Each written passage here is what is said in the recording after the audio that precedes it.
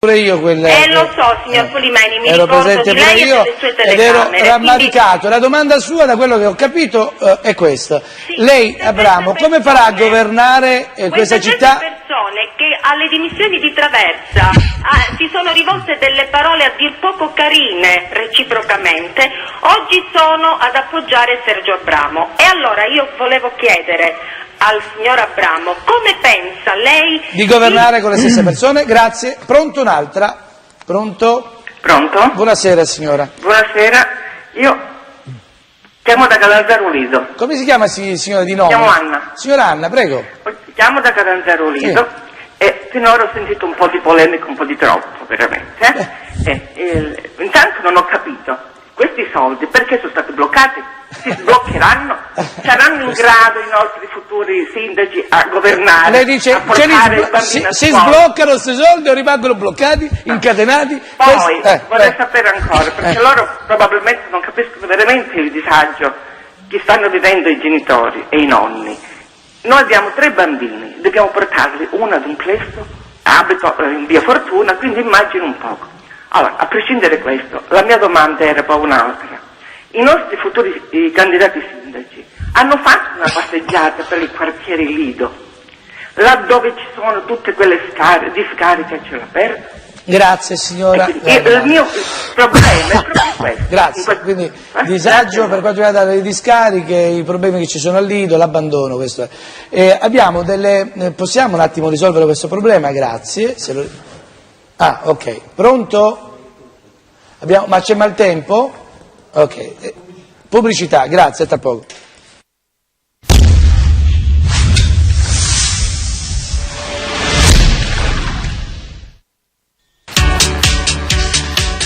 E siamo precisamente ancora in diretta per parlare del mio amico Francesco D'Agostino e parlare dell'azienda Stocco e Stocco. E ormai in Italia è entrato nei cuori dei tanti calabresi che vogliono cucinare il prodotto e farlo arrivare direttamente nelle case di tutti gli italiani che amano lo stocco e quello buono. Ed è lo stocco dell'azienda Stocco e Stocco, precisamente parliamo in particolare di questa lavorazione, vedete che stanno confezionando sotto voto spinto intanto lo stocco, poi si immerge nel trattamento HPP, trattamento in acqua ad alta pressione, si inserisce dentro quel tubo che vedete già ammollati e imbustati stoccafisso e baccalà vengono immersi in una camera ad alta pressione, sono sottoposti per alcuni minuti ad un getto di acqua fredda, ciò garantisce qualità e caratteristiche organolettiche in maniera naturale. Ed è importante parlare di questa azienda, uno stabilimento di Cittanova e un complesso all'avanguardia nel sud Italia su 2 strutture di quasi 3.000 metri quadri. E parliamo di un'azienda che parla di questo prodotto, la qualità selezionata dalle materie prime direttamente dalla Norvegia e dall'Islanda, unicità, trattamento particolare dello stoccafisso e del baccalà, poiché vengono immersi nelle acque dello Zomaro. Quindi il territorio, il prodotto che viene immerso in quest'acqua meravigliosa, che tutti riconoscono le qualità, e quindi questo bianco stocco meraviglioso cucinato in 1000 modi, in 1000 ricette, noi lo spediamo in tutta Italia. Unico in Italia ad avere questa macchina ad alta pressione a 6.000 atmosfere, 30 giorni si può conservare per 30 giorni senza conservanti, ed è questa la cosa straordinaria. In tutti i supermercati potete trovare il prodotto Stocco e Stocco.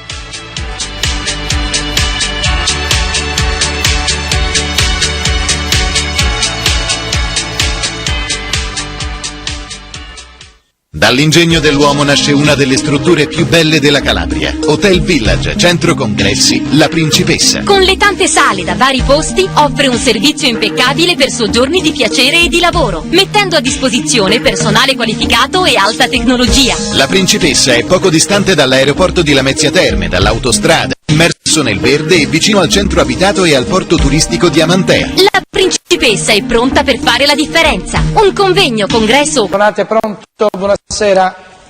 Pronto? Buonasera signora. Buonasera, io sono la signora Marisa. Signora Marisa, da dove chiama lei? Chiamo dal quartiere Santa Maria. Buonasera signora, allora, lei è tutta Santa Maria. Che le devo spiegare una cosa. Sì signora. Allora, qua succedono delle cose strane, diciamo che il quartiere è degradato al massimo, però dove abito io, le dico pure la zona, via Conti Falluc. Dove c'è la caserma dei carabinieri?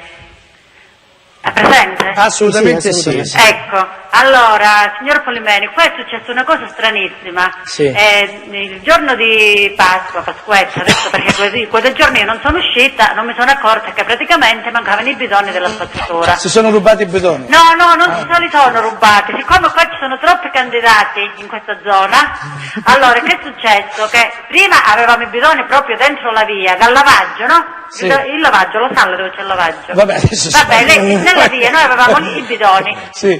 Allora c'è stato un signore, li ha fatti togliere perché dice che se lui doveva passeggiare con la moglie non vedeva vedere quello schifo che c'era. A posto.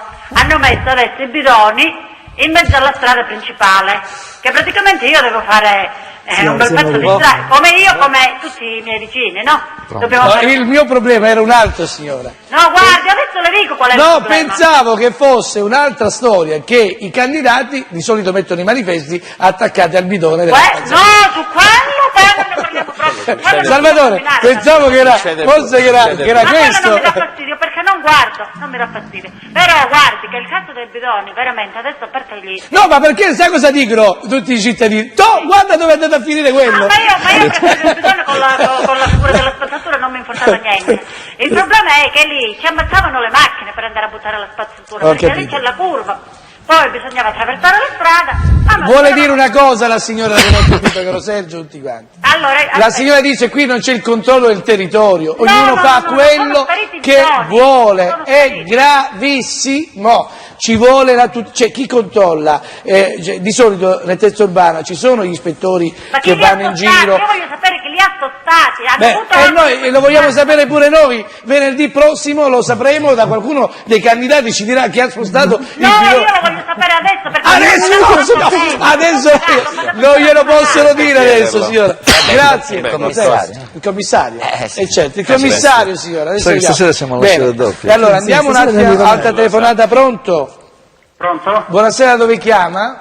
Pronto? Sì, buonasera, dove chiama? Chiamo da Catanzaro Sala. Buonasera, lei è tutta Catanzaro Sala, prego. Senta, io volevo far sapere dai futuri sindaci qua se il candidato sono a conoscenza del problema che c'è stato dall'alluvione del 22 novembre 2011. Sì, come no. C'è stata una signora che ha rischiato la vita. Abbiamo delle immagini dove una signora ha rischiato anche la vita, è stata tirata fuori dal figlio. Sì. Non dimentichiamo quelle immagini. Io sono uno dei 15 che abitano proprio con le case dove abbiamo avuto la frana proprio sopra casa. Quindi dove c'è l'interruzione, che poi volevo sapere dai candidati a sindaco, quella interruzione caduta frana, lì rimarrà così quella situazione? La sbloccherà qualcuno? Quindi questa è una cosa che ci chiediamo anche noi, che c'è il senso quasi a senso unico alternato, dipende se poi passa un camion, una macchina si blocca, poi chi è più prepotente passa lì, perché poi c'è la legge del più forte. Con gli ingorghi precedenti e successivi. Quindi, è una domanda che mi pongo e quindi vi pongo, rimarrà così quella situazione? Abbiamo notizie in merito alla sicurezza stradale? Grazie della domanda, molto interessante. Ma io non so se potevo però dire, posso? Prego. Siccome in effetti noi viviamo in una condizione dal mese di novembre, siamo senza casa, senza soldi, senza lavoro, senza niente, siccome in effetti qua nessuno ci deve dire niente, il comune sono tutti morti, sono 5 mesi che combattiamo a destra e a sinistra, con l'ufficio casa, l'assistenza sociale, nessuno ci dà una risposta, perché noi siamo poi in mezzo alla strada letteralmente. Noi siamo solo in attesa quando si farà questa l'elezione del sindaco, vedere come ci sistemiamo.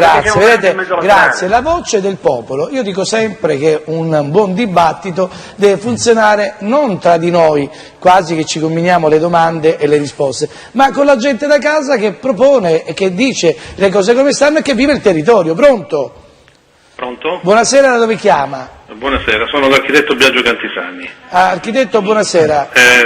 Io chiamo solamente non tanto per porre una domanda agli amici candidati sindaco, ma chiamo per una chiarezza relativamente al contratto di quartiere, in quanto io sono stato il dirigente che ha firmato quel contratto di quartiere e quindi mi corre l'obbligo di chiarire rispetto a quanto Sergio Abramo ha detto, che non corrisponde al vero, in quanto il contratto di quartiere che la Giunta Abramo aveva avviato nel 2003-2004 è risultato al 19° posto di una classifica che ha visto solamente alcune aree, diciamo così, direttamente beneficiarie di un finanziamento. Questo contratto di quartiere è stato inutilizzato da tempo. La Giunta regionale Loiero ha rivitalizzato questo contratto attraverso dei mutui. In questo momento non entro nel dire come e in che modo, fatto sta che l'onorevole Loiero, insieme al sindaco Olivo, all'assessore Iacono Antonio, hanno sottoscritto il nuovo contratto di quartiere che personalmente, nella mia qualità di dirigente, abbiamo rimodulato in giunta. Ultima rimodulazione, questo contratto di quartiere è stato avviato, dopodiché abbiamo avviato una serie di progetti. Nel momento in cui questi progetti sono partiti, ma questo riguarda Catanzaro ma anche le altre città, perché è stato bloccato per tutte le città, con la nuova giunta Scopelliti. Abbiamo rimodulato, quando ci è arrivata una lettera, eravamo alla fine della legislatura, una lettera da parte della Regione Calabria in cui diceva potete rimodulare, abbiamo rimodulato e in quell'occasione la Giunta Olivo ha destinato una serie di risorse rimodulandolo perché voleva riportare la scuola del 10° circolo in condizioni, in modo tale da non disperdere a pioggia questi soldi, ma finalizzarli in uno scopo importante che era quella della ricostruzione. Ad oggi, io non sono più ovviamente nell'amministrazione, io so che il contratto di quartiere è bloccato perché la Regione non ha tutti i fondi per questo finanziamento, so da fonti certe che questi finanziamenti non solo per Catanzaro ma anche per le altre città capoluogo sarà limato su questo termine volgare del 20%, come appunto diceva Sergio Abramo. Ma non per incapacità assoluta di chi ha lavorato, forse si sono fatti anche degli errori, ma sicuramente non questo, perché questi progetti sono stati bloccati dalla Regione Calabria. Scopelliti avrà fatto bene, avrà fatto male, non mi interessa, parlo da ex dirigente, ma non è quello che ha detto Abramo, non per cattiva programmazione e progettazione. Rimanga in linea un attimo, prego Sergio.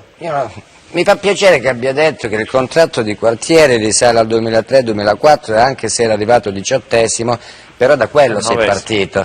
No, poi c'è stata la rimodulato. Poi l'avete rimodulato, però si è partito dalla base dei contratti di quartiere che sono stati presentati nel 2003-2004. Poi è normale che a distanza di tempo un'amministrazione può rimodularlo.